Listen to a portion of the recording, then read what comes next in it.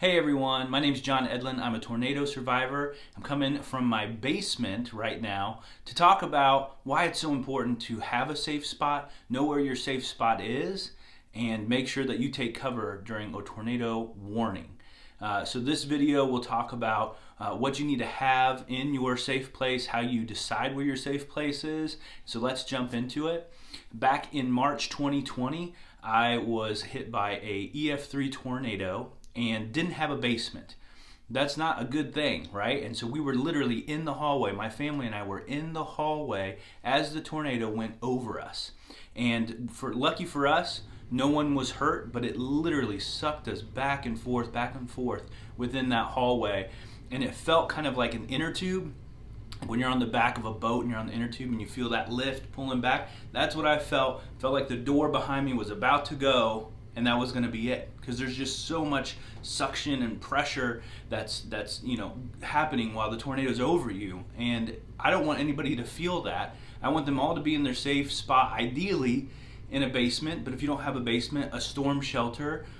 And if you don't have any of those, then do what we did, which is the hallway or the innermost part of your house away from windows. And I am glad that we were in the innermost part of the house away from windows, because there was glass everywhere. And if we would have been on an outside wall, I'll show you some pictures of what would have happened if we would have been in our bedrooms, or if we would have been near an outside wall. Those walls collapse, or they get sucked out, and obviously it opens up for glass and insulation and everything to be swirling around and hitting you in the head or in your eyes, those types of things. And lucky for us, our hallway, all the doors shut, even to the family room, even to the dining room.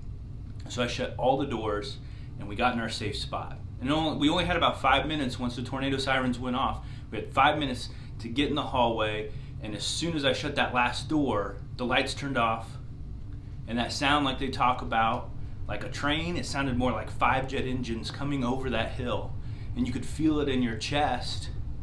And I looked at my wife and I said, "It's coming." And I jumped on top of my 7-year-old daughter, and my ears popped, and the windows pop, pop, pop, pop, pop, pop. And then just the most intense amount of wind came over us. And like I mentioned, we survived and nobody was hurt, and I'm so glad that was the case. And even my dog joined us in the hallway. I wasn't actually looking for my dog, I probably should have been, but she just kind of came in and laid down, and she was okay too.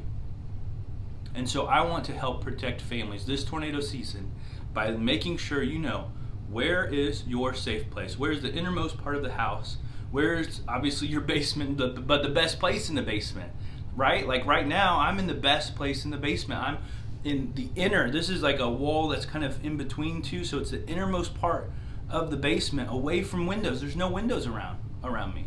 There's a nice couch here so we can wait it out.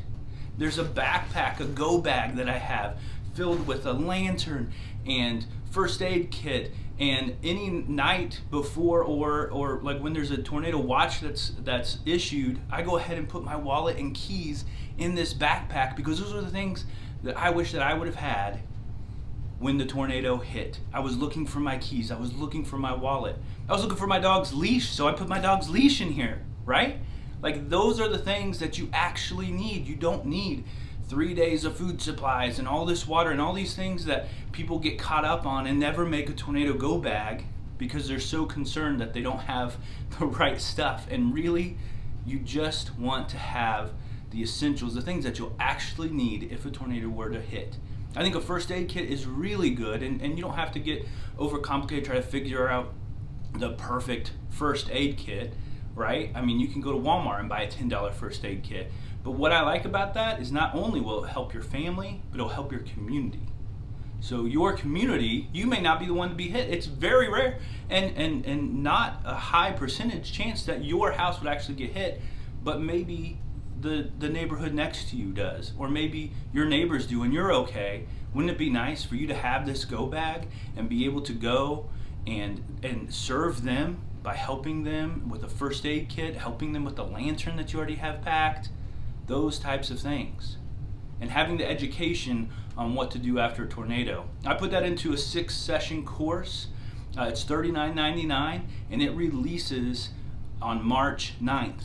So right now, at the date of this recording, it hasn't released yet. We're editing it, and I'm really passionate about it. I talk about this, but obviously a lot more, and I talk about what you can do for your community after a tornado, the things that I was appreciative of, and the things that actually hurt after the tornado.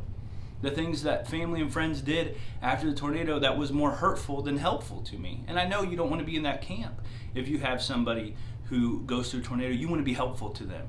So that kind of education and that knowledge is important. So go to tornadosmart.com to keep updated. Definitely, if you're watching this after March 9th, just go there and go ahead and get the course.